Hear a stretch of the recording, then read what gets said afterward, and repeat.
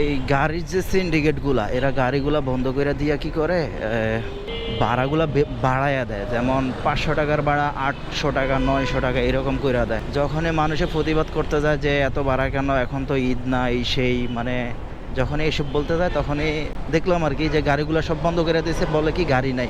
এমনও দেখছি গাড়ি আছে, তো গাড়ি আছে কি করে ওই গাড়ির চাকা খোলা শুরু করে, গাড়ি নষ্ট এই সেই, মানে অনেক অজুহাত, মানে কি কমো ভাই, এগুলো শুধু আমাদের বাংলাদেশেই চলে।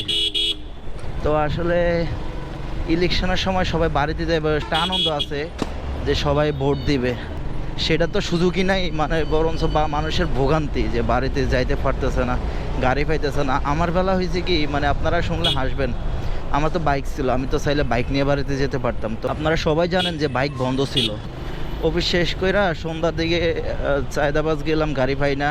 এরপরে যাত্রাবাড়ি গেলাম, তাও গাড়ি পাই না। তারপরে ইসে গেলাম কাজলা, যে ওদিক থেকে সব গাড়ি যত স্টেশনে আছে সব ওদিক দিয়ে বের হইব গাড়িগুলা।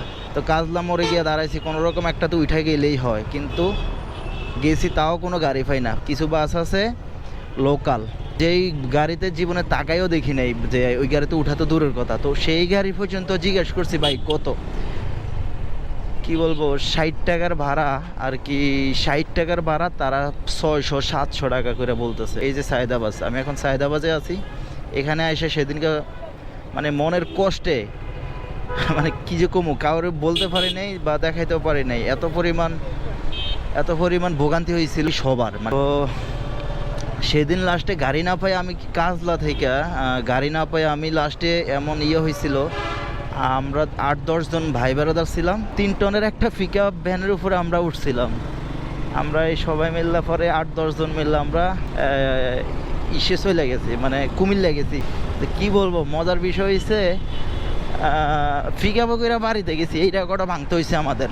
এটাই আমাদের বাংলাদেশে যদি আমরা না জন্মাইতাম তাহলে আসলে আমরা অনেক বিনোদন মিস করতাম। তো আসলে এখন আমাদের বিনোদন মিস করা লাগে না, আমরা সবই দেখতেছি, সবই হইতেছে সোনার বাংলাদেশে আমাদের।